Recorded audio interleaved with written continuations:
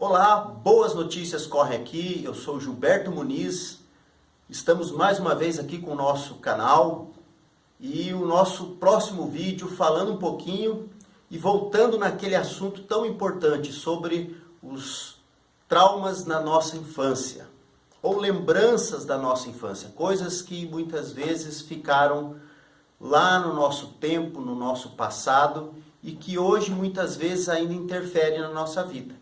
Hoje está comigo aqui uma amiga, doutora Neide, né?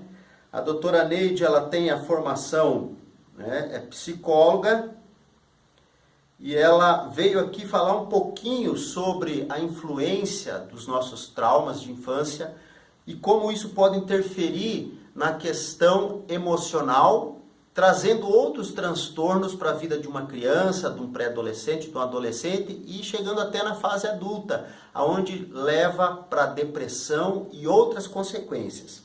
Então vamos lá. Doutora Neide, tudo bem? Tudo bem. Que joia. Que bom que você está aqui conosco. A psicóloga Neide, ela foi formada pela Tuiuti do Paraná, tá? Em clínica comportamental. E ela tem também especialização em neuropsicologia da aprendizagem, não é? Doutora, então, como seria, por exemplo, como que um ambiente familiar disfuncional hoje, que infelizmente tem várias situações, eu relatei em outros vídeos anteriores a própria situação da minha vida, da minha infância, como que isso pode trazer prejuízos para a vida emocional de uma criança e levar à depressão? Então, tudo que ocorre na primeira infância, até eu acredito também na gestação e na primeira infância, ali até uns 7, 8 aninhos, até alguma coisinha depois, né? Fica como se gravado no nosso inconsciente, e que vai refletir na nossa vida adulta, na nossa adolescência, na nossa juventude e às vezes até 40, 50 anos ainda tem algo ali que vem a gente a repetir comportamentos em virtude da influência dessa infância, como você falou, desse meio familiar, dessa estrutura familiar, né? Então, como por exemplo, uma criança que sempre foi rejeitada, né? Ela vai se tornar uma adolescente, digamos assim, que vai ter comportamentos para querer chamar mais atenção, para ser aprovada, para ser vista, querida. Então, ou é através de uma agressividade, ou é através de roupas extravagantes, de comportamentos extravagantes, né? Digamos, um adulto também que às vezes trabalha por demais, né? Aqueles que o pessoal fala louco pelo trabalho, né? São pessoas que estão sempre buscando a aprovação. Então, por mais que ele faça, parece que está faltando elogio, a palavra de afirmação, né? Coisas que ele não teve na infância, né? Claro, eu estou aqui me referindo ao trauma, então por isso que eu estou citando a parte mais negativa, né? Então, sim, tudo que ocorre na infância, numa família disfuncional, reflete sim na vida, toda a vida da gente, porque sempre a gente vai estar com a nossa criança interior. Como se tivesse parado naquele tempo do trauma. Isso, e daí por causa daquele trauma, daquela emoção que aquele trauma causou, né, ela vai reagir nas outras situações lá no futuro, né, como exemplo, assim, de trabalhar demais, né. Então, por mais que essa criança fizesse tal, nunca estava bom para essa mãe, para esse pai, ou muita exigência, né. Então, ele é um adulto que está fazendo, esquecendo dele e fazendo por demais, fazendo pelo outro, para ter uma aprovação, né? Isso é um exemplo. Sim, é que na verdade é como se fosse assim, algo que faltou lá atrás, não foi resolvido, causou um trauma e agora está refletindo no comportamento emocional, de como ela leva a vida hoje em dia, né? Sim. Muitas vezes a gente costuma dizer assim que ainda tem adultos aí com 40 anos que são adolescentes, não é verdade? Porque a adolescência é aquela fase da crise, da identidade, né? Sim. Quem sou eu? Por que eu existo? Será que meus pais me amam, me aceitam? Coisas que são normais. Mas o problema é você permanecer nessa fase da crise de identidade e você acaba confundindo as fases da vida. Não é assim, mais ou menos? Sim. né? É que como ficou naquele momento do trauma, como que ficou aquele sentimento, como ela significou aquela situação, ela carrega isso para a vida adulta. E que daí, como se diz, lá no futuro, ela vai ter consequências, né, dessa situação, dessas decisões, dessa decisão, não, tipo, desse trauma, né, que vai ainda refletir em relacionamentos, com cônjuge, com trabalho, com amizades, né. Relacionamento em geral. Isso. E também como que isso pode interferir na questão da depressão, como que um gatilho de algo que começou lá na infância, não foi tratado, como a senhora disse, uma rejeição, que foi o que aconteceu comigo. Infelizmente, não é uma questão aqui de eu trazer um julgamento sobre a minha mãe biológica, porque ela teve também os seus motivos, né? Eu acho que muitas vezes o que os filhos precisam entender é o seguinte: conheça a história dos seus pais. Porque quando a gente não conhece a história e a gente só vê a consequência da escolha, isso traz muitas vezes até, eu acho que é algo até incorreto a gente poder simplesmente colocar culpa e jogar a culpa nos nossos pais. Só julga, né? Só julga. Eu acho que tem sim uma dívida deles, uma parcela que cabe a eles, porque eles tomaram uma decisão, né? Seja na falta do amor, do afeto, agora o relacionamento conturbado do casal, que muitas vezes a criança não tem culpa, porém ela está nesse meio, nesse conflito. Mas como que isso depois pode gerar uma depressão nessa criança? Como que traz esse gatilho para levar à depressão, seja do adolescente ou até mesmo na fase adulta? O próprio adulto com a sua criança interior não tratada, né? Ele vai acabar buscando relacionamentos e situações que quase se repetem aquele cenário, né? E que daí, como ele tem aquele mesmo significado, assim, fulano não gosta de mim mesmo, fulano não me elogia, eu faço, ele não reconhece, né? E tá ali, ele vai se deprimindo, né? Então, como ele teve lá atrás essa frustração, esse sentimento de abandono muito forte, o sentimento de rejeição, ele acaba repetindo relacionamentos que perpetuam esse tipo de sentimento. Relacionamentos doentios. Isso, E ele perpetua ainda essa forma de fazer a leitura. Entendi. Né? Aí da importância, né, como você já começou, pelo visto, tratar a tua criança interior, quando você fala assim, não, mas eu sei que a minha mãe teve motivos para agir assim e tal. Então, você, de certa forma, já foi lá para ressignificar a situação ocorrida. Você foi ver a história lá atrás para ressignificar o porquê das coisas. Então, você trabalhou hoje uma resiliência, você trabalhou hoje superar o que aconteceu lá. Então, hoje você está se tornando um adulto melhor. Um homem que, digamos, depois dos 40 anos, conseguiu ressignificar o que estava lá. Digamos, se lá naquela fase, quando você era pequeno, tivesse tido uma pessoa que viesse, que te acolhesse, que foi a dona Teresa, né? Terezinha. A dona Terezinha, que veio, que te acolheu, tal. Então ela já começou a ajudar você a ressignificar certas coisas. Foi isso que, de certa forma, me protegeu. Isso, Então foi algo assim que uma criança não tem condições para ter uma resiliência, superar certas coisas lá na infância, né?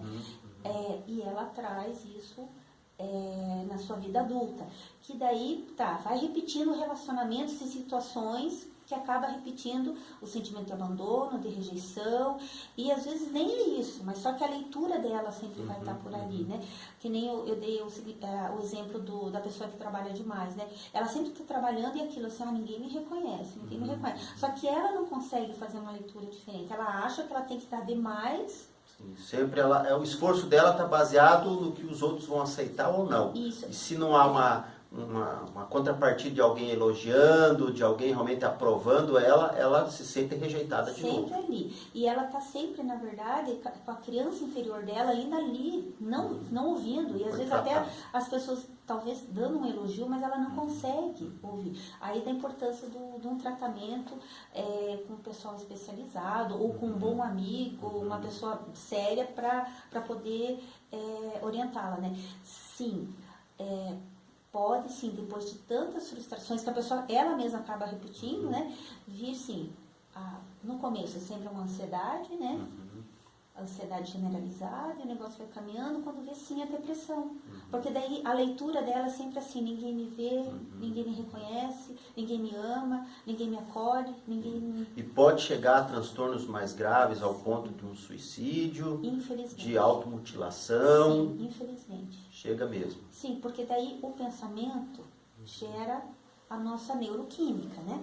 Então, pensamentos negativos vai estar formando e enchendo o nosso cérebro de neuroquímicos que vão reforçar essa situação, esse sintoma da depressão, da ansiedade, do pânico, né? E como você falou, infelizmente, às vezes inunda tanto essa pessoa, né? Que ela chega ao ponto de desenvolver um transtorno, borderline, né? A própria depressão maior e essas tendências suicidas, né? Porque a gente verifica hoje, se você for fazer uma pesquisa, o índice de suicídio dos adolescentes cresceu bastante, infelizmente.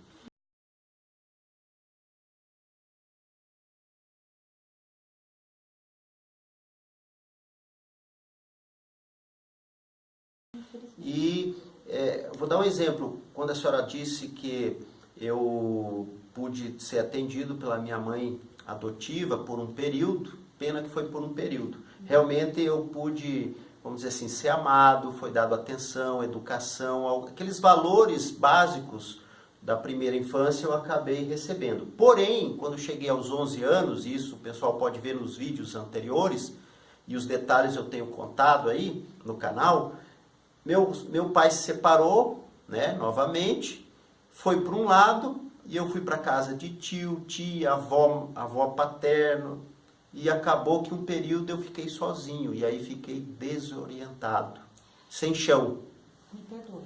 Aí novamente repetiu aquele sentimento que você tinha infelizmente, de quando a primeira mamãe se ausentou, né? Sim. Então daí veio aquele efeito dominó, né?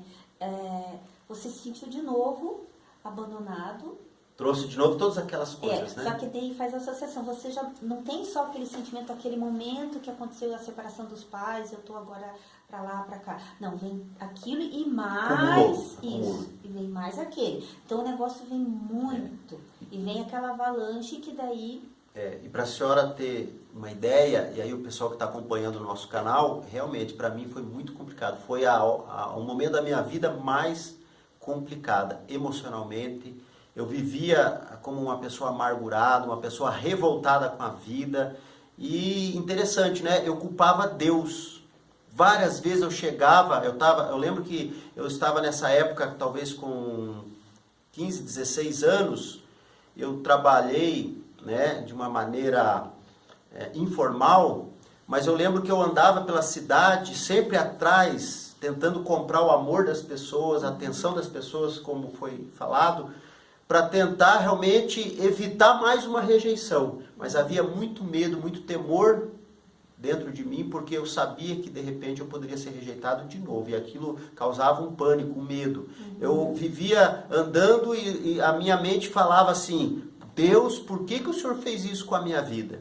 Por que o Senhor me colocou no mundo? Eu não pedi para nascer, por que eu estou nessa situação? E culpava Deus e todo mundo. E sempre tentava colocar a culpa daí no meu pai, na minha mãe de criação, que foi uma bela de uma mãe naquele período que ela pôde ser, mas eu também fui ter conhecimento dessa história, apesar eu já tinha 11 anos, eu já entendia um pouco das coisas, com certeza. Infelizmente, houve uma situação que também no lugar da minha mãe de criação, não sei se ela também assumiria o filho que não era dela em detrimento do que aconteceu, né? Mas eu vejo também, e eu vou estar falando posteriormente em um outro vídeo, sobre as consequências dos pais que fazem escolhas. Que aí você tem que fazer essa análise, você tem que ter o conhecimento da história daquela outra pessoa que talvez lhe causou algum dano, não que isso vai justificar e simplesmente isentar ela da responsabilidade, mas vai te poder explicar para você que ela está, de repente, repetindo um ciclo. Ela está repetindo algo também ela não tinha. Como que alguém vai te dar algo que nunca recebeu? Pelo contrário, eu acho que ela vai te dar o que sempre recebeu. Se ela recebeu rejeição, abandono, falta de afetividade, nunca foi elogiada, nunca foi colocado numa situação de sendo a pessoa desejada, ela vai ter um filho, ela vai acabar jogando isso aí em cima desse filho. Depois se abandonou e aí, como foi falado, o ciclo vai se repetindo, né? E aí, aos 17 anos, eu tive uma experiência que mudou totalmente a minha vida. E eu cheguei ao ponto, doutora, de tentar um suicídio. Depois eu vou estar contando posteriormente, lá na frente, em algum vídeo, porque nós estamos contando aí nessa saga, uma trajetória grande. Para terminar hoje, eu sei que é um papo rápido. Bem rápido. Doutora Neide, me fala um pouquinho quais seriam as atitudes dos pais em relação aos filhos, e até mesmo aqueles que já se separaram, e o filho fica nesse meio do conflito. Quais são as atitudes que eles podem fazer para prevenir a depressão e esses traumas todos, do ponto de vista de uma psicóloga? O número 1, né, é jamais, né, usar o filho como um objeto ali da guerrinha do casal, né? Lembrar o filho que a mãe vai continuar sendo mãe, o pai continuando pai, né?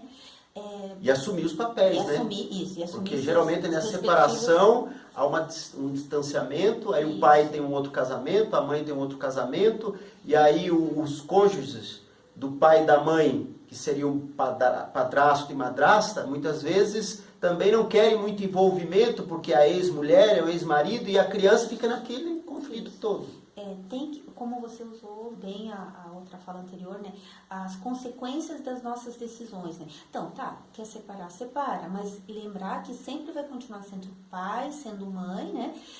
E que esse ser você está formando para vir a ser um adulto saudável, né? E para que venha a ser um adulto saudável, precisa de atenção, de amor, de afeto. O número 1 é amor, né? Que esteja sempre encaminhado em situações, em locais que vá trazer essa criança valores nobres, que ela se sinta acolhida, amada, principalmente respeitada. Essa criança tem que ser vista, essa criança tem que ser olhada, olho no olho, tem que estar junto, tempo de qualidade, toques afetivos com qualidade, né? Que é algo, como você falou, hoje em dia está tendo muita... o número dos suicídios infantis e adolescentes, desculpa, não infantil, né? Está grande em virtude do quê? As crianças estão sendo educadas pela televisão, pela internet, pelo celular. Não há mais um contato físico, não, né? A gente até, eu coloquei no meu Instagram e também no Facebook, na fanpage Boas Notícias Corre Aqui, alguns cartazes que eu encontrei numa Secretaria da Ação Social que cuida do adolescente de vulnerabilidade, mostrando assim sobre o uso excessivo da tecnologia, o celular, por exemplo, o tablet, a televisão, como a senhora está citando, aonde as pessoas conversam dentro de casa pela mensagem. Não tem mais aquele contato, né? Poder sentar e assistir um bom filme, poder conversar sobre a vida, poder... Um tempo de qualidade no parque. Isso é muito importante, né? Tá fazendo um jardim em casa. As crianças crescem um pouquinho ali, alguns meses já estão indo para creche. Os pais têm que trabalhar muito essa questão. Então, vamos avaliar quando a gente quer ser tempo pais. De qualidade, né? Tempo de qualidade, ficar com o filho mesmo.